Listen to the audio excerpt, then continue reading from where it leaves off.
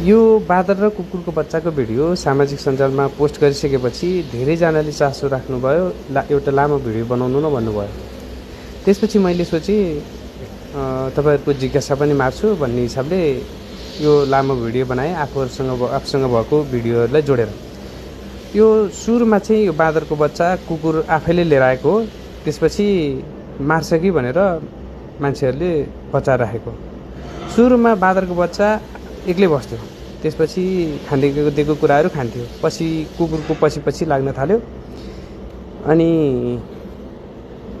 आफू बसेर एक्लै खाइरहने बाँदरको बच्चा पछि कसरी आत्मीयता बढेछ, त्यसपछि कुकुरको साथमा हिँड्न थाल्यो, कुकुरको भुइँ चन्ने, कुकुरको काखी मुनि बस्ने गर्न थाल्यो। धेरै मात्रामा चाहिँ उसको काखी मुनि नै बस्थ्यो।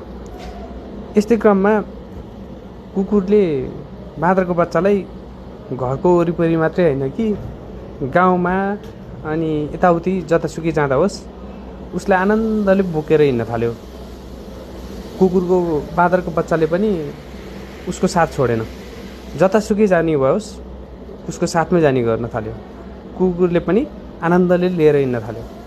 यो देखेर चाहिँ मलाई नि अचम्म लाग्यो, त्यही भएर मैले भिडियो बनाएर राखेको। मसँग अझै केही धेरै भिडियोहरू थियो, मसँग भएको केही भिडियोहरूलाई एडिट गरेर बनाएँ। यो कुकुरले यस्तो आनन्दले लिएर हिँड्थ्यो कि अचम्म लाग्थ्यो। कुनै कुकुरहरूले झम्टिन पनि सक्थेन, झम्टिन लाग्यो भने, टोक्न लाग्यो भने पनि उसले प्रति जवाफ दिन्थ्यो अनि कराउँथ्यो, भुक्थ्यो, उसैलाई टोक्न खोज्थ्यो। बाँदरको बच्चालाई त्यस्तो धेरै माया गर्थ्यो। सायद उसलाई पनि केही अप्ठ्यारो फिल त भएको थियो होला, हामीले बुझ्न नसकेको पनि हुनसक्छ। तर उसले लिएर हिँडेको देख्दाखेरि चाहिँ केही पनि भएको छैन, एकदम आत्मीयता छ, एकदम माया पाएको छ, माया दिएको छ, साथ दिएको छ जस्तो लाग्थ्यो। पशु हो, पशुको कुराहरू हामीले नबुझेको पनि हुनसक्छ। यो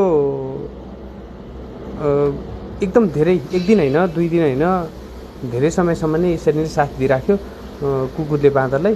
बाँदरले पनि निकालेर राख्यो भने पनि बरु कराउँथ्यो, छोड्न साथ दौडेर गएर कुकुरको साथमा गएर बसिहाल्थ्यो। हामीले छुटाएर राख्न नै सक्दैनौँ, छुटाउन खोज्यो भने पनि उल्टे कराउने, एकदम टाइटसँग कुकुरलाई सम्झाउने गरेर बस्थ्यो।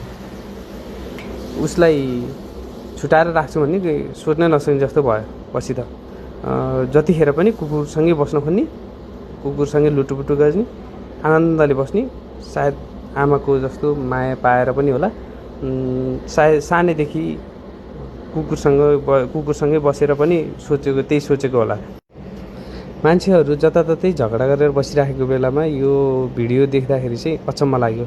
नमिल्दो जनावर, एकाअर्काका शत्रु मानिने यो जनावर यसरी मिलेको छ भनेदेखि हामीले पनि यसबाट केही शिक्षा लिनुपर्छ है भन्ने जस्तो पनि लाग्यो।